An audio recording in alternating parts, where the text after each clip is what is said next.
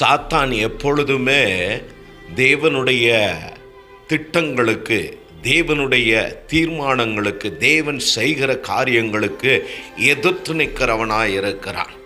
தெய்வம் நமக்கு ஒன்று செய்ய அவர் தீர்மானித்திருக்கும் போது அதை நாம் அடைந்து விடாதபடி, இல்லையெனில் நாம் தெய்வ திட்டத்தின்படி தெய்வ கரத்தால் நடத்தப்படக்கூடாதபடி சில போராட்டங்களை, சில தடைகளை ஏற்படுத்தி அந்த பாதை, அந்த லக்குக்கு நேராய் நம்மை விடாமல் திசை திருப்புவதிலே அவன் மிகுந்த கருத்துள்ளவனாக இருக்கிறான். அதனால தான் இயேசுவும் சொன்னார், நீங்கள் பிசாசின் தந்திரங்களை அறியாதவர்கள் அல்லவே, கிறிஸ்துவுக்குள் பிறந்த நாம் கிறிஸ்துவின் ஆவியானவரை பெற்றிருப்போமானால் அவனுடைய தந்திரங்கள், அவன் திட்டங்களை நாம் எதிர்த்து இப்படி பக்தர்கள் ஜெபித்தது போல, தேவனை நோக்கி முறையிட்டது போல நீங்களும் நானும் தேவ திட்டம் நம்மிலே, நம் குடும்பத்திலே, நம் பிள்ளைகளிலே, இந்த ஊழியத்தின் பாதையிலே நிறைவேறுவதற்கு நீங்களும் நானும் இப்படி கருத்துள்ளவர்களாய் ஜெபிக்க கடமைப்பட்டு இருக்கிறோம். கிறிஸ்துவில் பிரியமானவர்களே, தாவீது ராஜா ஜெபிக்கிறார்.